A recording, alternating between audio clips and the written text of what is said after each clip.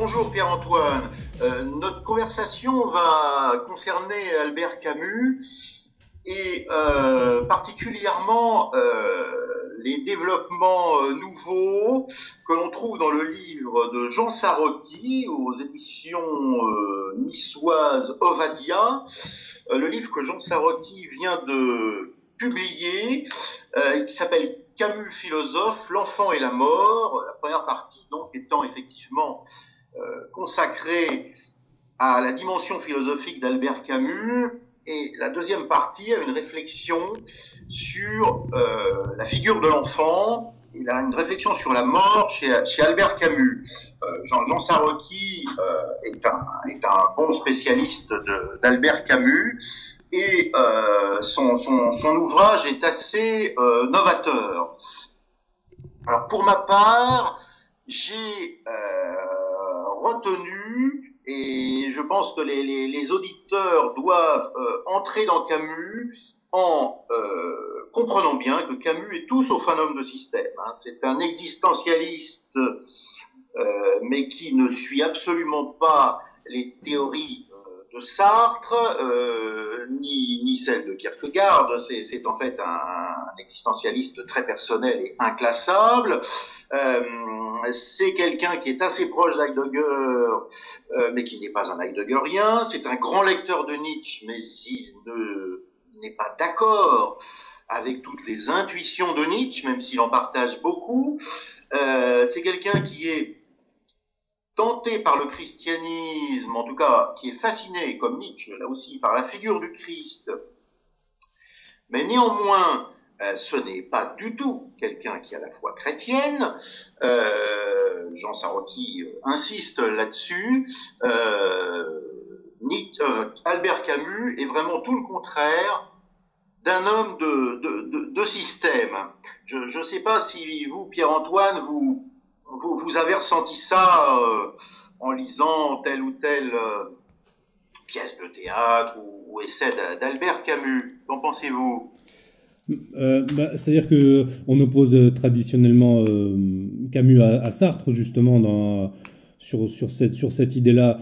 Est-ce que vous pourriez nous parler de cet aspect-là, peut-être plus qu'est-ce qui a fait qu'il ne s'est pas engagé politiquement de la même manière, ou qu'il n'a pas été inféodé au Parti communiste de la même manière, comme ça? Tout à fait. Alors Albert Camus déjà a réellement eu une activité dans la presse résistante, ce qui n'a pas été le cas de Sartre, dont on sait très bien que c'est une sorte de résistant de la dernière heure, oui. de la 13e heure. Voilà, ouais. Tout à fait. Les deux écrivains ont eu une certaine proximité pendant quelques années, mais fondamentalement, leur fonctionnement intellectuel n'était pas le même. Bon, Sartre recherche le pouvoir intellectuel, il cherche à fasciner en quelque sorte, il a incontestablement une grande puissance intellectuelle. Camus recherche quelque chose de beaucoup plus personnel, de beaucoup plus intérieur. Fondamentalement, la vraie différence, c'est que Sartre est un homme de système. Or, le seul système de Camus, en quelque sorte, c'est l'antitotalitarisme. Or, très vite, Camus, qui a été opposé au totalitarisme nazi, s'oppose au totalitarisme, au pluriel, communiste de la Russie, des pays de l'Est d'après 1945, etc. Donc là, il y a une différence profonde de sensibilité. Quand Henri Janson dit que le stalinisme peut devenir quelque chose de vicié s'il évolue mal, Albert Camus répond, mais pas du tout. Le stalinisme est vicié dès le départ, c'est pas une question d'évolution. Donc il y a deux sensibilités différentes, et ce qui fait qu'ils se sépareront. Et Sartre enverra des pics à Camus. On voit cela assez bien dans l'ouvrage de Michel Onfray, L'ordre libertaire. Voilà, qui est une bonne synthèse sur l'itinéraire de Camus et sa confrontation avec Jean-Paul Sartre. Et qu'est-ce que, sur cet aspect antitotalitaire, est-ce que Camus aurait pu déceler finalement les nouvelles formes de totalitarisme contemporain, ce que nous subissons, et qui est plus insidieux qu'à l'époque le stalinisme ou le nazisme? Alors, Pierre-Antoine, c'est effectivement une question très intéressante. Alors, il est certain que Camus étant mort au tout début des années 60, le néo-totalitarisme que nous connaissons, cette espèce de totalitarisme liquide ou spongieux qui consiste à imposer une pensée unique, non pas avec des manifestations spectaculaires d'homogénéité comme à l'époque du fascisme italien, très exhibitionniste en quelque sorte, comme à l'époque plus pernicieuse, car plus basée sur le contrôle intérieur du national-socialisme allemand et du communisme russe, avec une espèce d'autocontrôle généralisé. Bon, Camus, bien sûr, a critiqué les totalitarismes durs, et il n'a pas beaucoup connu, car ils étaient peu développés à son époque, ce néo-totalitarisme insidieux. Toutefois, je pense que la logique de la pensée de Camus est la même, c'est-à-dire que je pense que ce qu'il condamnait dans les totalitarismes durs, que l'on voit par exemple dans le fameux film d'Ettore Scola, dont le nom m'échappe, mais avec le personnage qui est sur le toit d'un immeuble italien à l'époque d'une grande manifestation fasciste à Rome. Je n'ai plus en tête le titre. J'avoue que moi non plus, là, je sais pas. Voilà, de ce film absolument excellent d'Ettore Scola. Et bien, je pense que la question décisive chez Camus, c'est celle de l'isolement. C'est-à-dire que Camus plaide pour la possibilité pour l'homme de s'isoler. Et alors, il y a un thème extrêmement intéressant chez Camus, qu'il a pris à son professeur Jean Grenier, mais ce n'est pas par hasard, c'est le thème de l'île ou le thème des îles. Or, ça c'est très important parce que, au-delà de l'esthétique, esthétique et éthique sont toujours très liés chez Camus. Le thème de l'île, chez Camus, c'est la possibilité de l'isolement, c'est la possibilité de se mettre en retrait de l'histoire. Un des éléments très importants de la pensée de Camus, c'est que Camus dit il faut savoir entrer dans l'histoire. Quand il y a un totalitarisme comme l'occupation allemande des nazis de 40-44 sur la France, évidemment, là, il y a un enjeu historique. Il faut savoir dire non, il faut savoir dire que l'on est opposé, que l'on est pour la libération nationale, pour la restauration de la souveraineté française, des libertés françaises. C'est une évidence. Il faut savoir entrer dans l'histoire. Mais il faut savoir aussi se mettre en retrait de l'histoire. Et Camus insiste d'ailleurs beaucoup sur la figure de la femme comme structurellement, en quelque sorte, une figure en retrait de l'histoire et qui assure la pérennité de la vie des hommes par-delà les aventures historiques. Or, l'île, le plaidoyer de Camus pour l'île, c'est aussi un plaidoyer pour la limite, pour la mesure et pour la frontière. Et donc, là, il y a vraiment, chez Camus, un plaidoyer pour le refus de l'illimitation. Donc, en quelque sorte, là, il anticipe sur ce qui pourrait être, aujourd'hui, une critique du néo-totalitarisme et du turbo-capitalisme, dont le principe même, c'est l'illimitation, le refus de la limite, le refus de la prudence. Donc là, il y a vraiment quelque chose de très fort chez Camus, qui est une opposition au totalitarisme qui n'est pas seulement de l'antifascisme et de l'anticommunisme, mais qui touche au principe même du totalitarisme et qui donc touche philosophiquement au néo-totalitarisme liquide, je reprends l'expression de Zygmunt Bauman, au néo-totalitarisme liquide de notre temps. Mais voilà.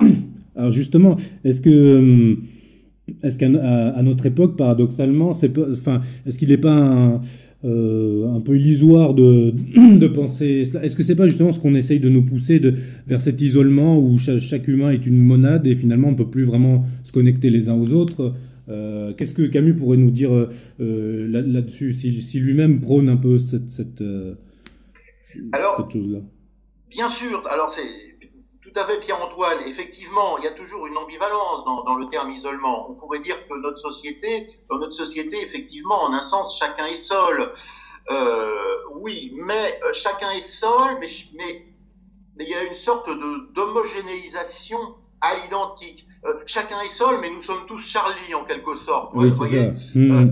Donc Camus plaide pour le rendez-vous avec soi-même. Hein. C'est Henri Michaud qui disait il faut savoir se donner rendez-vous avec soi-même.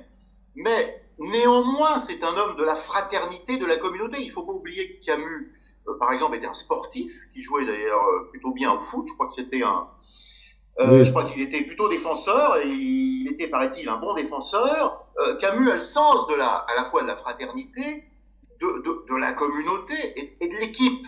Mais il dit aussi, même dans une équipe, à un moment donné, on peut aussi se retrouver soi-même. Et surtout, ce que Camus refuse, c'est la foule moutonnière. Or, la foule moutonnière, ce n'est pas la même chose que la communauté. Ce n'est pas la même chose qu'une soirée entre bons camarades, qu'une soirée entre amis.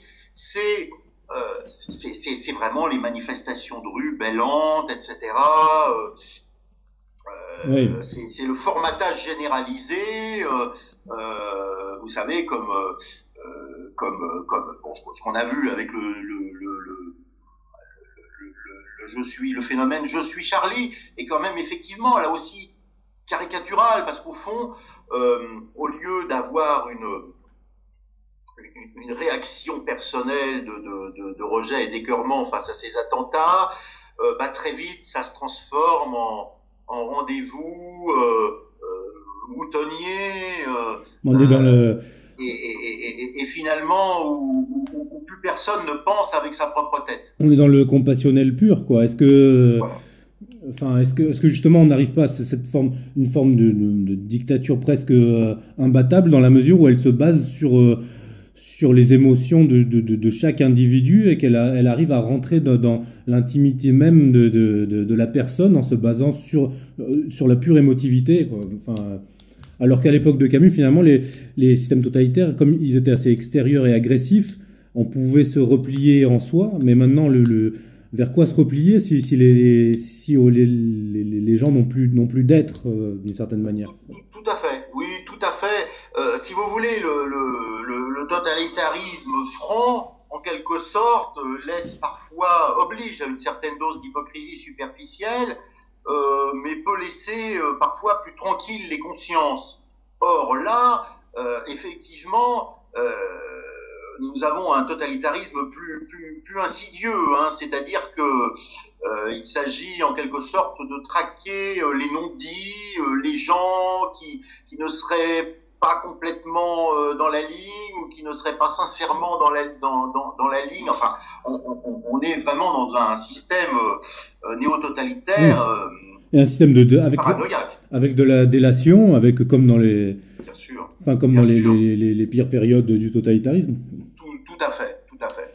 Donc le plaidoyer de Camus pour la limite me paraît extrêmement actuel et très intéressant et a été finalement peu aperçu. Donc c'est le grand mérite de Jean Sarocki que de revenir là-dessus.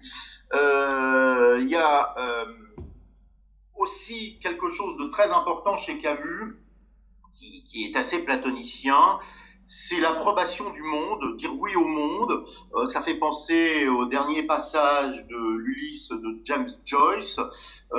C'est quelque chose que l'on trouve aussi dans le mythe d'Air chez Platon, dans le livre 10 de la République. L'approbation du monde. Et là encore, cette approbation des destins, même modeste, même simple, c'est un refus de l'hubris, c'est un refus de l'illimitation. Donc tout bonheur pour Camus, c'est un choix et c'est une restriction volontaire en quelque sorte. Donc chez Camus, on pourrait dire aussi qu'il y a quelque chose de l'ordre de l'éloge de la sobriété volontaire que l'on trouve par exemple chez Pierre Rabhi ou chez Serge Latouche. Et malgré ça, il n'est pas devenu chrétien quand même, en fait. Alors, c'est un aspect que Sarocki aborde. Non, très clairement, Camus est très clair. Il dit vraiment qu'il n'a pas la foi. Il dit qu'il ne recherche pas de consolation. Il ne parle pas non plus beaucoup d'espérance. Je pense que par contre, enfin assez clairement, Camus cite souvent Pascal, souvent Camus même, sans le citer parfois, rencontre des pensées de Pascal, des intuitions de Pascal, et il est certain que le thème de la charité, non pas au sens excessivement compassionnel, mais au sens finalement beaucoup plus d'une fraternité. La charité-fraternité est un thème très important chez Camus, qui renvoie aussi à son refus du collectivisme, tout en étant pour l'esprit communautaire. En fait, Camus, c'est la communauté contre la masse ou la collectivité anonyme. Il y a vraiment là-dessus une ligne de crête, bien sûr, parce que nous savons très bien que c'est pas si simple de savoir à quel moment la communauté pourrait devenir une sorte de masse anonyme. Mais Camus en tient effectivement pour les solidarités de groupe, charnel en quelque sorte, contre la masse anonyme et contre tous les collectivismes, qu'ils soient de tendance fasciste, mais il n'y en a plus depuis 1945, ou de tendance communiste, et on pourrait dire évidemment maintenant, dans l'hypermodernité, cette espèce de désintermédiation que nous connaissons, où l'homme est sommé finalement d'être totalement en phase avec l'idéologie dominante, sans qu'il n'y ait plus l'intermédiaire d'interprétation par la religion ou d'interprétation par les idéologies politiques. L'homme doit faire corps avec l'idéologie dominante, homogénéisation marchande, antiracisme fallacieux, qui consiste finalement à dire qu'il n'y a pas du tout de différence entre les hommes, qu'il n'y a pas de différence entre les cultures, et à faire en sorte qu'objectivement, il y ait de moins en moins de différence entre les cultures, dans la mesure où il y a une homogénéisation par la marchandise. Donc effectivement, on peut penser que l'esprit camusien, sans faire parler les morts, et donc sans faire parler Camus, qui nous a quittés depuis plus de 50 ans, mais on peut penser que l'esprit camusien est un appel au refus de l'homogénéisation hypermoderne et postmoderne que nous connaissons. Alors, est-ce que, dans ce que vous dites, est-ce que Camus, on peut le considérer comme un personnaliste, et est-ce qu'il a été proche de ce courant d'idées qu'on appelait les non-conformes des années 30 et qui a continué après-guerre, et qui étaient des gens justement qui refusaient, qu'on peut appeler justement un peu comme notre site, des non-alignés, des gens qui cherchaient toujours on va dire le juste milieu au sens presque grec. Oui, alors, à beaucoup d'égards, effectivement, on pourrait réfléchir à un rapprochement Albert Camus et Emmanuel Mounier. Voilà, oui. Bon, à la différence que Mounier est en quelque sorte plus doctrinaire peut-être que Camus. Camus qui est plus spontané, sensitif, voilà. Mais alors, très, très clairement, Camus est vraiment un non-aligné. À l'époque de l'Algérie, c'est très clair. Il croit à la nécessité de mettre fin aux injustices d'une situation coloniale, ça c'est totalement clair. Il est très clairement aussi parfaitement hostile à une Algérie qui serait indépendante et réduite à son identité arabo-musulmane. Pour lui, l'Algérie n'est pas que arabe, elle est aussi berbère, elle n'est pas aussi que islamique, il y a aussi une composante chrétienne, et il y a aussi une composante qui va avec cette composante chrétienne, bien sûr, européenne, les Français d'Algérie, les Espagnols francisés d'ailleurs. Est-ce qu'il était attaché à une forme de romanité du Maghreb un peu, ou quelque chose comme ça, ou est-ce qu'il a parlé de ça Alors, il en parle assez peu. Ce qui est important chez Camus, c'est surtout l'esprit méditerranéen. En Algérie, d'ailleurs, Camus ne connaissait que la côte. Il se trouve qu'à vrai dire, l'immense majorité des Algériens sont quand même du côté de la côte. Mais enfin, tout de même, l'Algérie intérieure, ce n'est pas rien.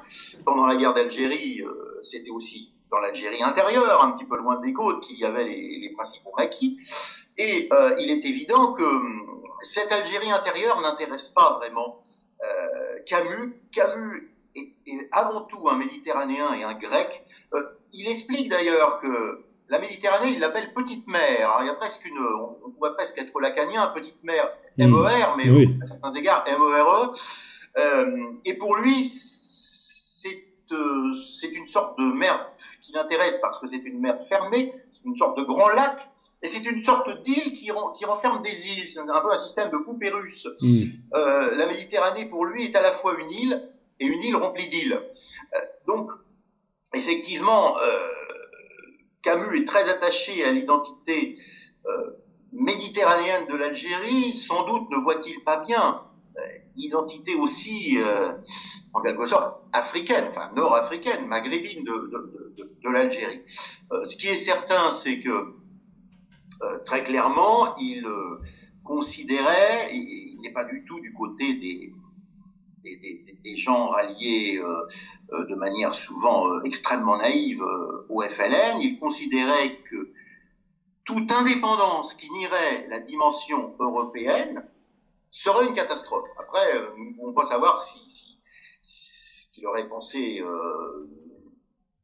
Il ne s'est pas prononcé réellement sur les solutions politiques, mais ce qui est sûr, c'est qu'une indépendance comme celle qui a eu lieu, qui a nié toute dimension européenne dans l'histoire de l'Algérie, et même finalement toute dimension non musulmane, lui serait apparue comme une amputation, en quelque sorte, pour faire référence à un des thèmes importants de Camus aussi.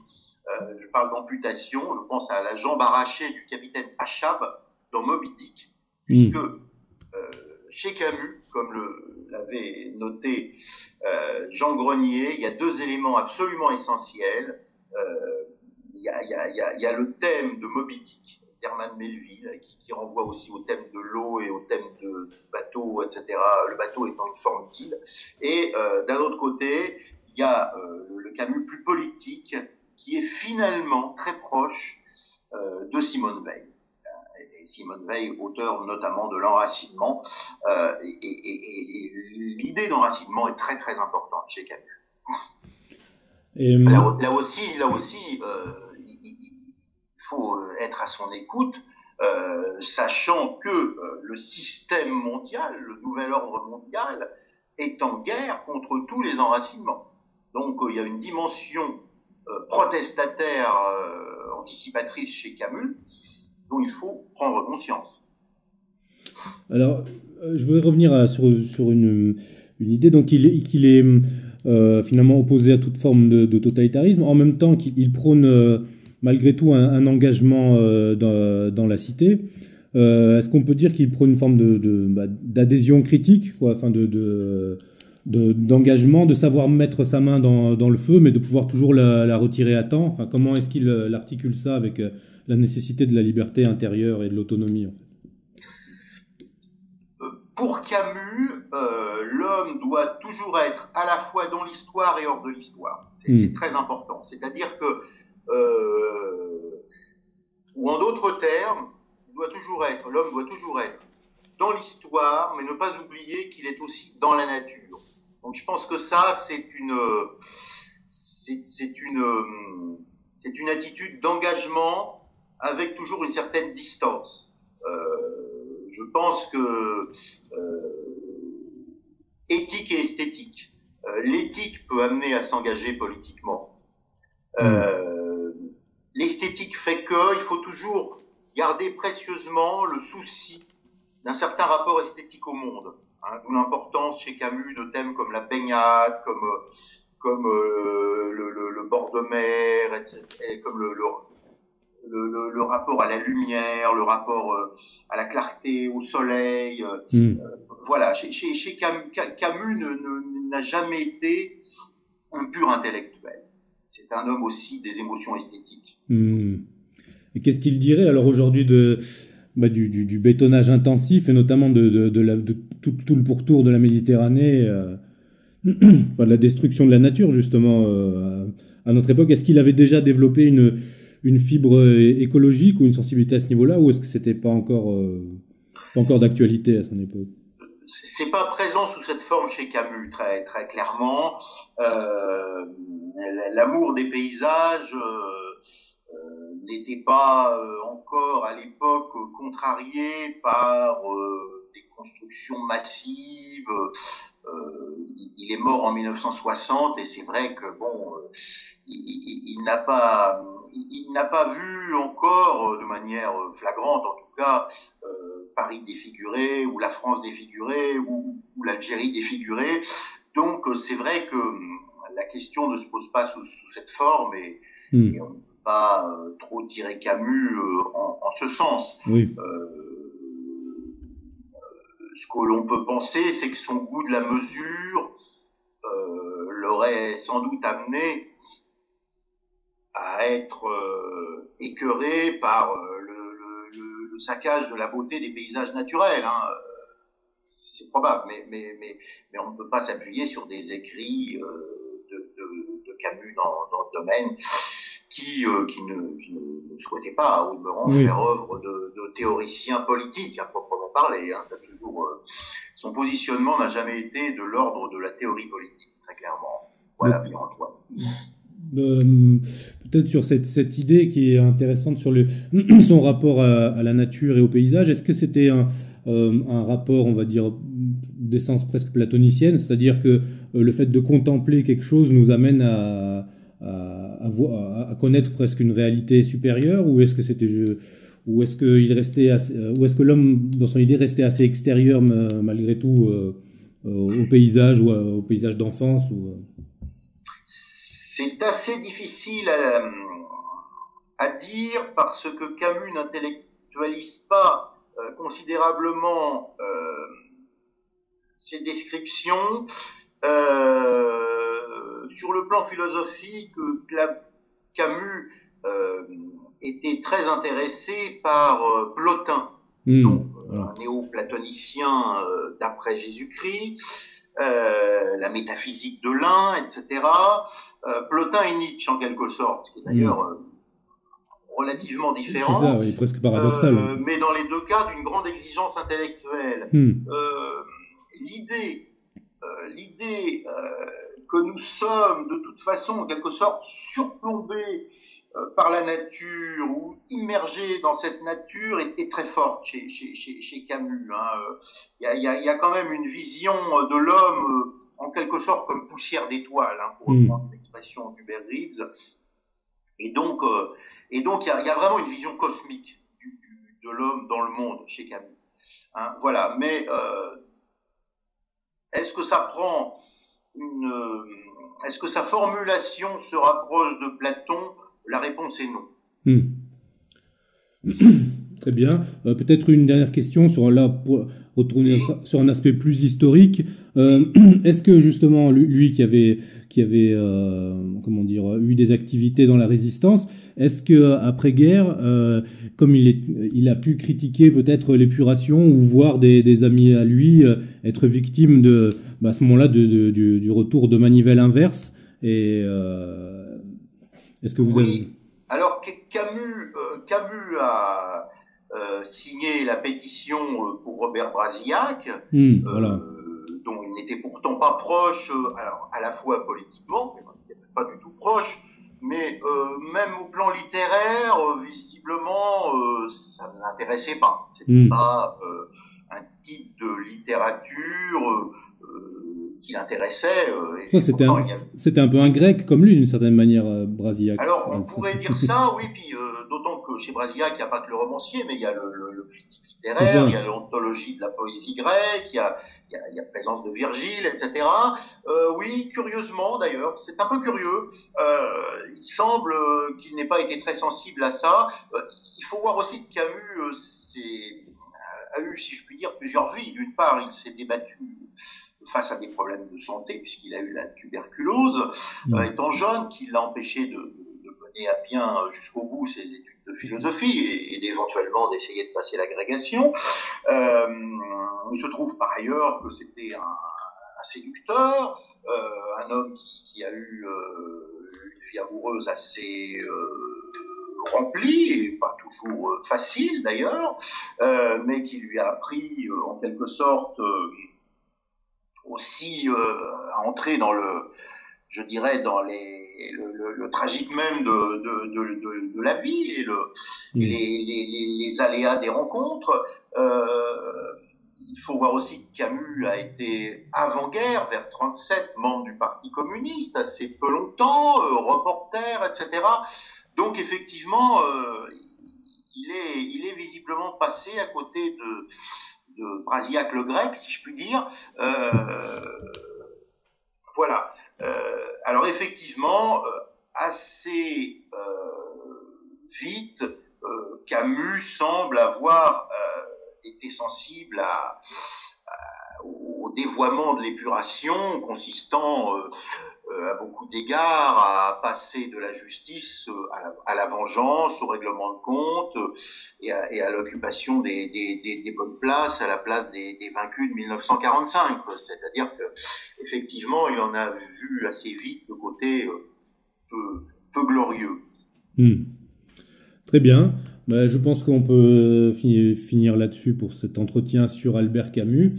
Eh bien, merci Pierre-Antoine et merci à Elena, merci aux non-alignés, les non-alignés qui font un travail que je trouve tout à fait important de réinformation et de présence non conformiste sur Internet.